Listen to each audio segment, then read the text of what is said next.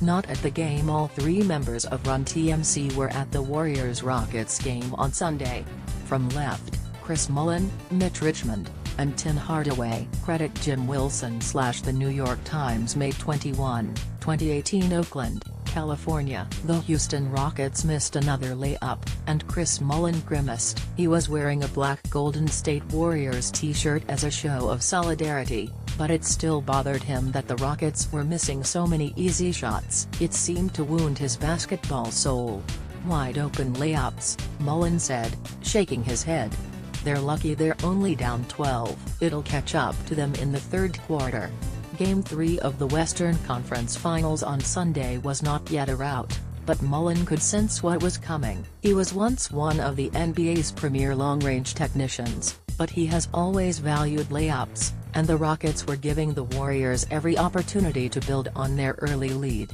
"The Warriors put so much pressure on you to make your open shots," Mullin said, "because they're going to make their shots eventually, and other teams know it." After watching Game 1 on television from a couch in Iowa and Game 2 from a garage in Alaska, I found myself just a few rows up from the court at Oracle Arena for Game 3, Section 128, Row 13, Seat 1. Mullin, now the men's basketball coach at St. John's, was to my immediate left. He was joined by his former teammates Mitch Richmond and Tim Hardaway, a trio of guards known in NBA or as Run TMC. "We all went on to play in other places," Mullin said, "but we all said it was the most fun when we played together.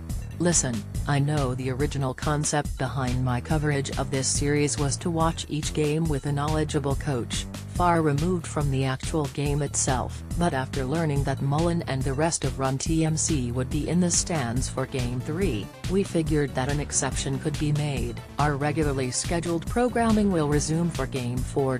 Mullin, 54, spent a good chunk of the Warriors' 126-85 victory signing autographs and posing for photos with fans who recalled his days as a five-time All-Star with the Warriors. People here were in a celebratory mood. Mark Wendell, a semi-retired construction worker from San Pablo, California, just happened to occupy one of the seats directly in front of Run TMC. Wendell, 62, a season ticket holder during the Run TMC era, could not believe his good fortune. He wore a pin with Mullin's old No. 17 jersey on his baseball cap.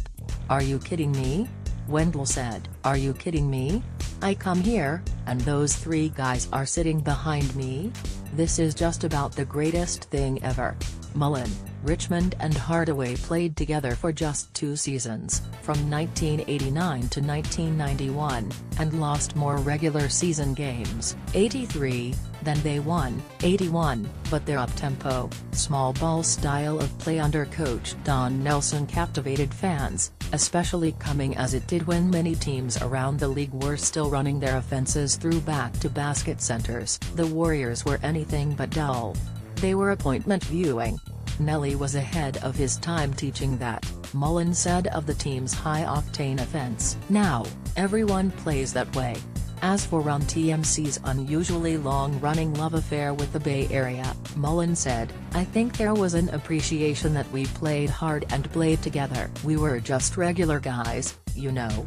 Alas, the Run TMC experiment was brief. The team had, how to put this politely, defensive limitations, which was one of the reasons the Warriors traded Richmond to the Sacramento Kings before the start of the 1991-92 season. Richmond went on to become a 6-time All-Star with the Kings. The Warriors advanced to the playoffs just twice over the next 15 seasons. The franchise's post-trade tailspin helps explain why Run TMC, one of the most beloved acronyms in league history, has been so romanticized over the years by basketball fans, who wonder what could have been had the group stayed intact. Mullin wonders, too. The basketball they played together was fun and fast and free, and he sees elements of it in the way that the modern-day Warriors operate. Image Mullin, left, and Richmond, center, coach the St. John's men's basketball team. CreditJim Wilson / The New York Times. They play without the ball, Mullin said. They set screens. They shoot a lot of threes, but they're always moving as opposed to just spotting and standing. I never played standing still. It's the opposite of what a game should be. The game is about motion and flow and rhythm. As an aside, Mullin loves the three-point line. He encourages his players at St. John's to take a bunch of the three-pointers. Plus, it's the college three, he said. It's a joke how short that shot is. But even by Run TMC standards, the Warriors who obliterated the Rockets on Sunday to take a 2-1 series lead appeared to have enviable freedom to line up shots from distant galaxies. Richmond, 52, who now works with Mullin as one of his assistants at St. John's, leaned forward in his seat when the Warriors' Nick Young launched a wild three-pointer in the first half. Heat check. Richmond shouted. Mostly, though, Mullin was alarmed by how many open shots the Rockets were missing: layups, runners, uncontested jumpers. The Warriors were not exactly shooting at a historic clip, either, but they already had a 10-point lead in the second quarter when the Rockets' James Harden blew a layup. None of this boded well for the Rockets. "Gotta make those," Mullin said. "It's demoralizing because you basically did everything right except knock it down."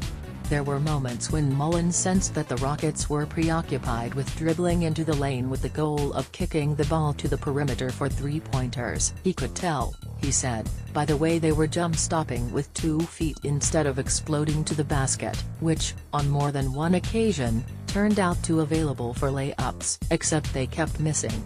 The Warriors, meanwhile, began to take advantage. Ahead of halftime, Kevin Durant made a 12-foot jumper.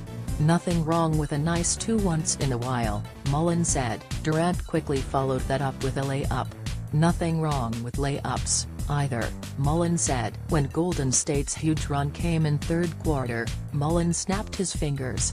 "The lead is 30 now," he said, just like that.